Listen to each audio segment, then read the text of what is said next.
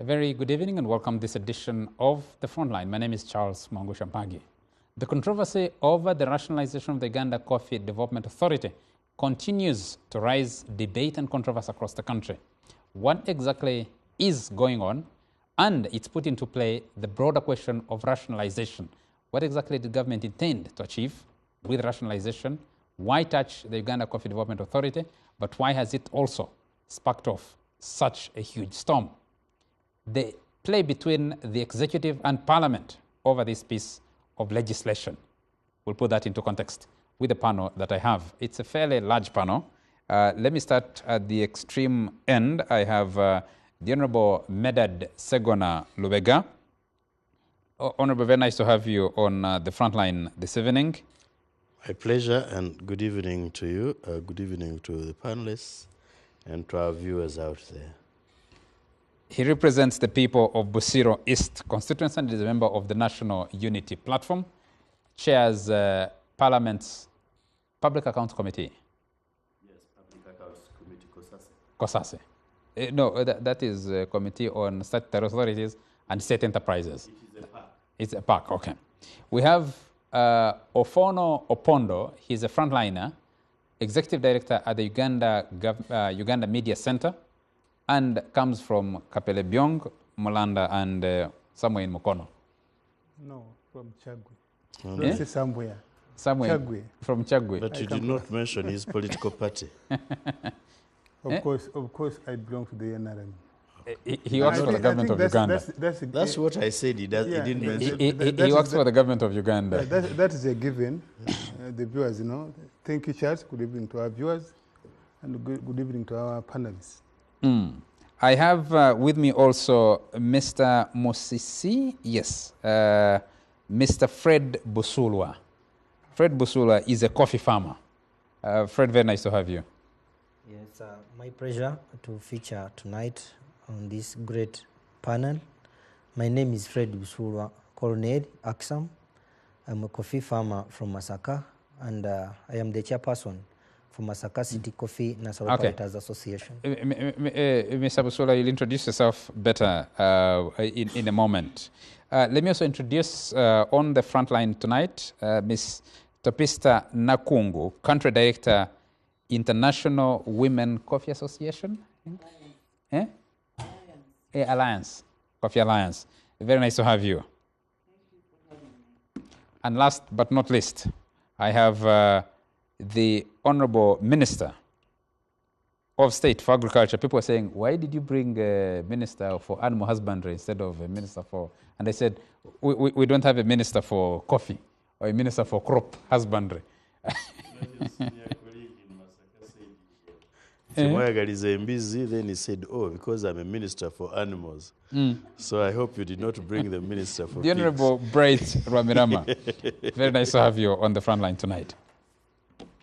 I want to start this conversation off with, I've seen the President has issued another missive to the Ugandans and the Bazukulu over the stark differences between people who work in mainstream public service and those who work in these agencies, not just in terms of numbers, but also in terms of number of employees, but also in terms of the variance in their budgets and expenditures. But we'll come back to that in a moment. Let me start with you, Honorable Medad Segona, and ask... You have the minister. Pardon? You have the minister. He's the one to justify his bill. The last I checked, you belonged to the alternative government. That's what you call it. Not as a minister, though. Well, okay, I'm happy to. Yes, we've been watching all this controversy over coffee, the coffee bill that you passed in Parliament. From where you sit, why has it sparked so much controversy when other agencies have been, other bills have been considered without much ruckus? Why coffee? Why UCDA? Well, thank you, Charles. I think that's a legitimate question. Each bill is presented and considered on its merits. Samson Kasumba asked you at the beginning whether you are for or against rationalization. In fact, we are more for rationalization than the government or than President Museveni himself. Because at the beginning, when he was creating quite a number of these entities, we were opposed. And our reasoning was that he was going to have an astronomical cost of public administration. We stand by that in principle. And when he brought the idea of rationalization, we said, oh, finally, he gets to know the points we are raising. That notwithstanding, and like I said a couple of seconds ago, that you consider each bill and each entity on its merits. In Uganda, we've had something called Coffee Marketing Board. We've had Lint Marketing Board. We've had Produce Marketing Board and a number of other similar agencies. When the government came and ate Coffee Marketing Board, including its bonds, Ugandans wept. Because everybody who grew up probably or a little older than you and I knew the contribution of coffee to the development of this country. And they knew the contribution of Marketing Board. I think we had a sigh of relief with the creation of UCDA. At the beginning, I think it was acting lame, did not do much, but along the way, we saw remarkable improvement and significant contribution. So when the idea of rationalization came up, that's why we rejected the idea of bringing them omnibus in Parliament. We said, no, let's consider one by one and look at their contribution. So we had to request our brother, the Honorable Muruli Mukasa, to go back and separate them. Some actually had constitutional implications, others statutory implications. In the case of a few... What do you mean for the benefit of there our viewers? Are those that... What is constitutional implication? There are what those is statutory implication? whose dealings were rooted in the Constitution. That's why you saw some bills with constitutional amendments. Now, there are those which were created by statute. UCDA is one of them. UNRA is one of them. Now, of the over 40 entities that were placed before Parliament, the question you seemingly asked, why this one? I think there has been controversy with coffee, UNRA, and to an extent, Road Fund.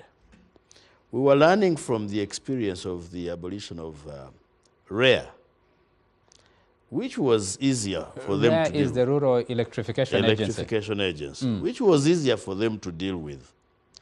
Now, the contribution of REA was enormous, that people were ordinarily opposed to its abolition.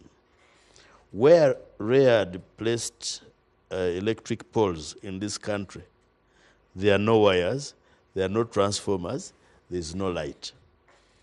And yet they rationalized it. They put it back, said, let this function go back to the ministry.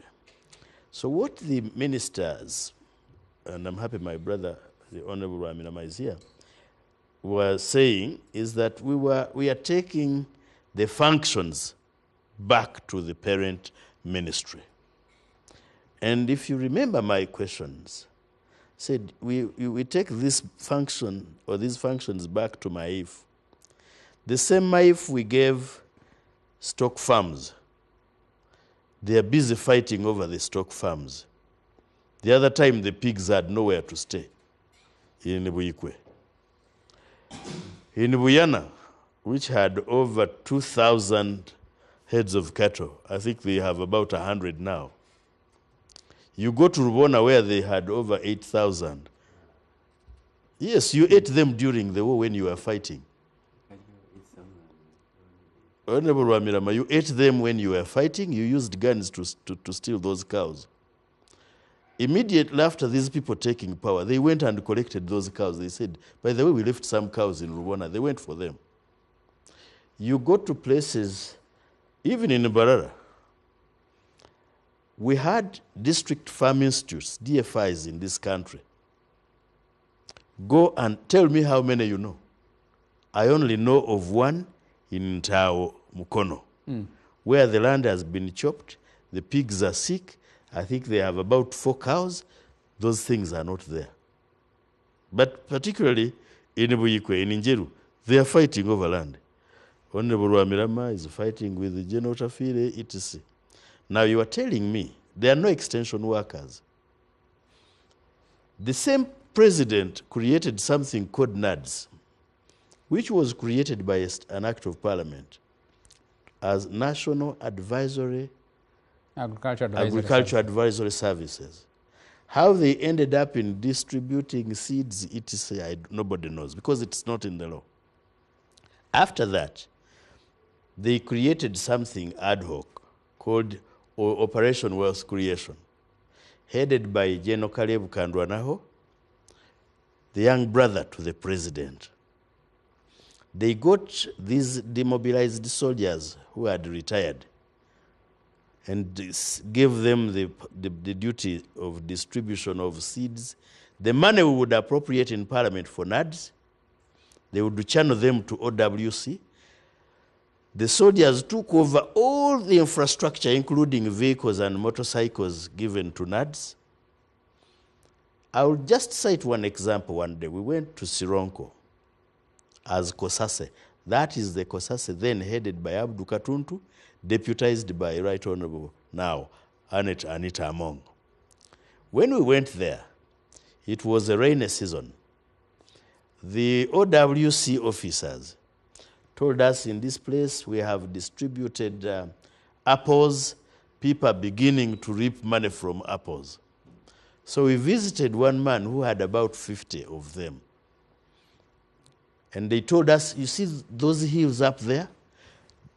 The farmers are very happy with apples, which we introduced. Now, because it was threatening to rain, and you know how difficult it would be, how threatening it would be for somebody to climb the hills in Sironko, the mountains in Sironko, they knew we would not go there. Indeed, we could not. Nobody would risk. We had left the vehicle about 3 kilometers away. Some people had actually failed, defected, and went back to the vehicles. So we met people gathered around the shops because they knew we were coming with their MP, Honorable Wabuoya, Moses. So we asked them, hey, so you are the people from up there? They said, yes. I said, so how are you progressing with your apples, which OWC introduced there? They said, no, we have no apples up there. Well, actually, we came to see our MP. We are waiting for that gentleman. If he succeeds, we are going to learn from him and start planting them. When we asked the gentleman the assistance he got from OWC, the man said, no, I just came with my apples, seedlings. I got them from Kabale. I said, let me test. Now, that is the one the president is praising, that OWC, he has done a wonderful job. NAD is doing nothing.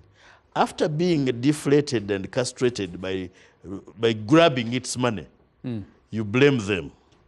There are no extension workers. The minister is here. He will show me where those extension workers are at the sub-county level. He will show me those veterinary officers at the sub-county level. So we love the people in the ministry, but they are lame. You are telling a rabbit to swallow an elephant. Thank you. We'll come back to that in a moment. The president wrote this evening and says, real shocking information about the parasitic agencies and authorities. I had given you the figures of money spent on ministries compared to the money spent on the agencies and authorities. You remember the figures were shillings 2.6 trillion for the ministries and 2.2 trillion for the agencies and the authorities by 2016. According to the Select Committee that woke us up, in our usual resistance culture of always being guided by facts, I have now inquired more. What was the number of employees in the respective clusters this money was being spent on? The answer? In agencies and authorities, the employees were 3,905. In ministries, the number was 18,532, plus the undisclosed number of soldiers.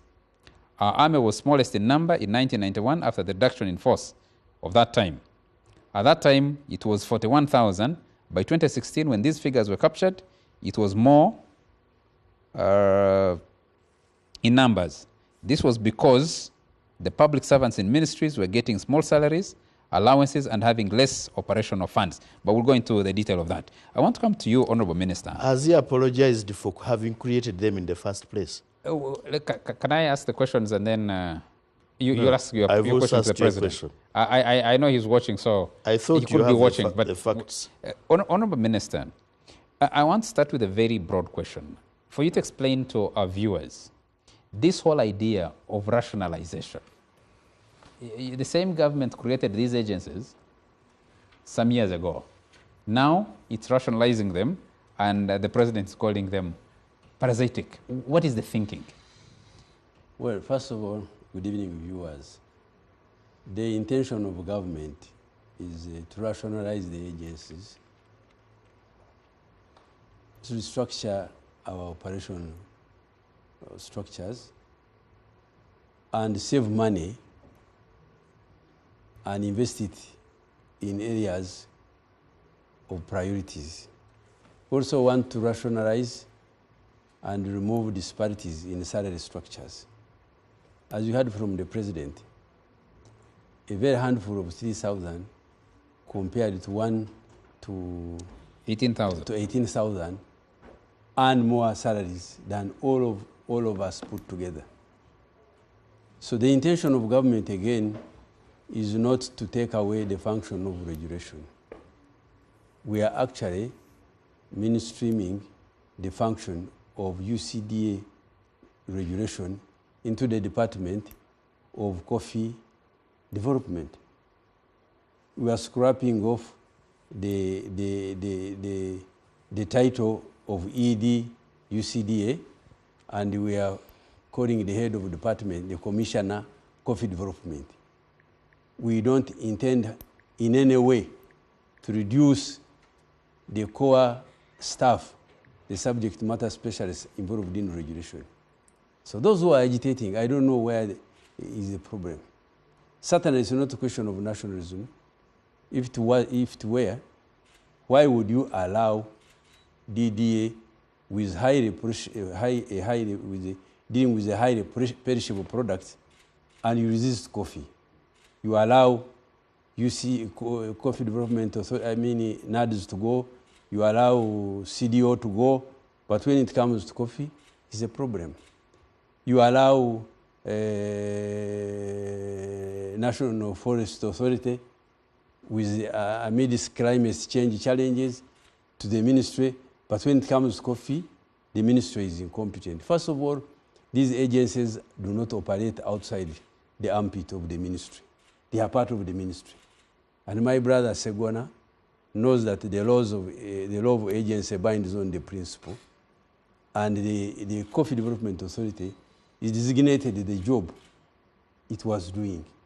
Now we are taking the function to the Department of Coffee Development. So why now? Someone would ask. Well, why now? You have heard it from the President. Actually, you asked me after reading the President's message, is it fair that people with the same qualifications, people who came from the Ministry of Agriculture, should earn 3 times than their colleagues? You created it. We created it. So who are you holding responsible for that? Experience is not what happens to man, but what man does with what happens to him. Now we have realized we want to operate efficiently. So is change for bad or change for good? If I say I want to operate efficiently. In respect specifically to coffee, one of the major issues that has emerged, and I think Honorable Segona has pointed out some of them, is that they accuse the ministry in which you serve of being incompetent. How? Saying you're incapable, that people who want to process coffee licenses won't be able to get them because inherently public servants literally sleep on the job. Why do they have to think so? In the first place, it's not the first time, and Uganda will not be the first country to have structures we are proposing. Up present day, we don't have an authority for meat. We don't have an authority for animal products. It is Commissioner Animal Health. And the organization, World Organization for Animal Health, requires that Chief Veterinary Officer should be the one to authorize. And up to now, it is Commissioner Animal Health of Uganda in the Ministry of Agriculture that authorizes. The issue of incompetence cannot be applied irrationally. You cannot say DDA can go back, UCDO go back, it is okay. But when it comes to Coffee Development Authority, no, you must say the minister is incompetent. I had my brother Segona. You know, when we come here, everybody is watching us. It's not proper to come here and tell lies. Because the farm like Rwanda, it is 350 acres. You cannot have 8,000 on 380 acres by all standards. And you can go and check the figures. You can call your opposition in for portal to go and check. The current stocking levels of Rwanda is at the highest. How many cows in the farm? Well, we are I think we have about 400. Yes, high-grade animals. So it's not true to say that we are not going to send the agencies to agriculture because the problem is in Jeru stock farm. Yes, true, but you cannot judge the incompetence of ministers or staff on a case that is in court. We fought to bring sanity here. Somebody is trying to acquire government land inappropriately, and we have brought the matter to courts. Let the courts decide. We hear there is also controversy over the ownership of the Rwanda land itself. I am not here. I think my brother Segona should advise. We have not many chances to have the minister in studio. No, so actually, he should also tell us why the land reduced. We are talking about grabbing of government land. So that's part of the scheme. Well, Want to focus on the coffee for now, but let's focus on the coffee. But for the land in Nigeru, we have investigated the case. We have opened up a civil case, and we have brought the matter to the president. It's not the weakness of the ministry. We have done whatever it takes to do, unless if you wanted me to go and fight primitively with grabbers when there is courts of law. So that's not a yardstick for measuring the incompetence of the ministry. I can mention very serious success stories. You hear that coffee has doubled. Has it doubled because of UCDA? It's because of government effort. Actually, the president should be applauded for insisting that we increase the coffee planting materials. So we have never, the government of Uganda has never supplied planting materials in the history of this country than during the time of NRM. The allegation of creation of wealth creation organization. Wealth creation is not an organization. It was an operation to make sure that farmers receive these stocking materials, planting materials in time. So the credit of increasing under what law does it should access go to the public ministry. funds?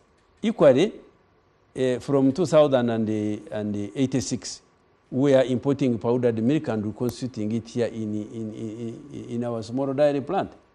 We are now producing 500.4 billion liters of milk. Is that not a success story? Can you mention all the commodities now? Previous, it was cotton, it was coffee, it was tea.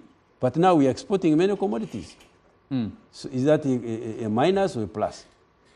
So I don't buy that idea of people shifting blame only when it comes to coffee, and when it comes to other agencies, it is okay. One of the issues that are emerging out of this UCDA rationalization debate is that the government appears to be having selective efficiency. So UCDA has been efficient in the coffee subsector. The ministry is incompetent. DDA, Dairy Development Authority, could go, as the minister argues. Well, it has its issue, whatever issues might sit there. The Cotton Development Authority could also go. That's selective efficiency. Is this selective efficiency, selective amnesia? I don't know which is which. Well, there's an adage. These fingers, when you look at them, we are told God is the Almighty. How come that God didn't create all the fingers of the same size? And we can apply that to human effort. Even as an individual, are you all around efficient? You may know how to write, but you don't know how to speak. You may know how to speak on TV, but you can't speak in a classroom. That's the nature of human effort. And that also goes for organizations. It is true, and therefore it is true that the government cannot be all-round competent. And therefore, where we identify weaknesses as leaders, as managers, we try to put effort to improve, to plug the loopholes where weaknesses arise. And so I don't think that's a very big debate. I don't think there's a... But let's go back to coffee and the controversy surrounding UCDA. I don't think anybody who's arguing against folding UCDA can say we have not expanded coffee production by acreage, by tonnage, by revenue in Uganda today. Did that success come because just of UCDA, or did it come because today's noisemakers were making noise? Today, this government has expanded coffee production to areas hitherto people believed coffee doesn't grow. And you can mention the areas of Teso, Lango, Acholi, Zombo. Some of us have lately become coffee growers and soon coffee producers. Why? Because of the campaign by the government and its various infrastructures, including UCDA. And so, the argument about why UCDA, this is very interesting that this is one organization, one effort by the President of Uganda, by the government of NRM, that the opposition now supports. There's a very good change of heart that they can support the effort of the NRM, they can support the effort of Yoweri Museveni, the president, because this UCDA is not their creation. It is the creation of Yoweri Museveni and the NRM. Once you created it... Once you created it, it became a public enterprise. Yes. And that's good. But there are many things you have created that they are not supporting. So you are asking, why now? You have to start somewhere. And you had asked an earlier question, which you answered the other show. You said, so why did you create? And I responded that time, I said, in 1986, 91, 95, Uganda was at a low base. And therefore, we took many advice from the experts of the day, the leaders of the day in various fields. Along the way, we are discovering that some of the advice that we took as a government, as a country, probably were not well suited. And consequently, if you're a leader, if you're a human being working, when you discover a mistake, that mistake could be deliberate, could be unintentional, could be in a duplication, could be in a wastage, could be in the things being raised now. How did we end up with irrational remunerations for public officers doing the same thing? Those are mistakes that were made. And we are now realizing, and it's not just in agriculture. Look at the judiciary, the law and order sector. When the bench made noise, we lifted the salaries, the remuneration, and the terms and conditions of the bench. Later on, we discovered that the bench does not work alone. You needed the bar, especially the bar representing the government, the state attorneys, and theirs was uplifted. We discovered that you needed... You did not realize they protested. Yes. They went on Later on, we discovered that the DPP's people, we are now discovering that the DPP cannot be efficient if you don't have a well-trained, a well-motivated police force, because they're the ones who investigate cases. And so we have been doing a number of things. And so that answers the question, why now? We have discovered there are things that we wrote in the law books, there are things we wrote in the policy, but they are not serving us well.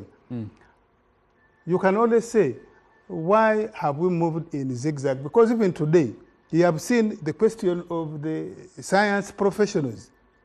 And the crisis is creating in the education sector, for example. The other day, the president was saying, if you go to the village hospitals and health centers of government, as a consequence of improving the salaries of science workers in the health centers, health sector, do you know that many of them are now establishing their own health facilities? Because if you are giving me 4 million in the Miranda Trading Center, I can open my drug shop and spend more time there and make more money than going to serve in a health center. But a quick one. These are things we are discovering along the way, and there's no fault once you discover trying to make a correction. The public is protesting. Why are you not listening to the public protests? No. First of all, the policy for rationalization was passed in 2021. As Honorable Medad has told you, an omnibus bill was brought. If the government did not listen, it would have continued with the omnibus bill. But the very fact that the government went and split 38 entities and now brought back 38 bills, it means that the government is not oblivious. The government has actually been listening to complaints in Parliament and outside. Last Thursday when we were here, let me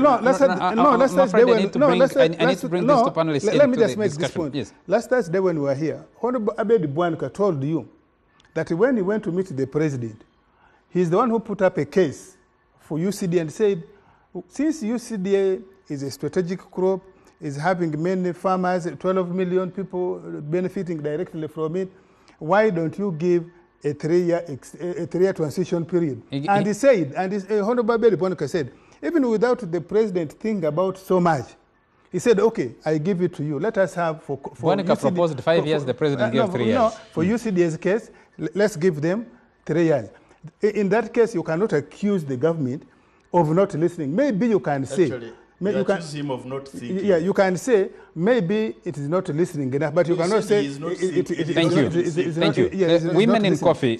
So, I just want to conclude with this. Why now? In Buganda here, you can go and read this is history. You can go and, particularly here in Buganda here. In history, there's nothing that has ever been introduced in Buganda, modern Buganda, that hasn't been contested. Okay, we'll come to that debate. No, let me just give you 2 examples which appear basic. When the Mugwanyas, Chief Mugwanya, they introduced here digging that homesteads should have pit latrines, it was resisted. You can go, that's the history here. It is written. 2, when they came and said, in your homesteads, plant grass paspalam, so that when rains come from the hill, does not wash mud onto your compound and the paths. It was resisted. We have here a history of resisting even things that are otherwise good. And the problem is... I hear even electricity was resisted. Yes, and even election, 1959, 1962, you know, it was indirect elections here. No. Today, we are all saying we want elections. But at that time, so... Thank you. So, where you can fault the executive today, maybe, is to say, why don't you assemble facts and persuasive argument for a case that you want to prosecute in the parliament or in the public domain? Maybe that's where you can accuse the government. But you cannot say it hasn't been attempted. Topista, the women in coffee and... just hold it. I need to give you enough time to explain yourself. Let's take a quick commercial break, and then I'll pick it up with you and the other guest here in a minute.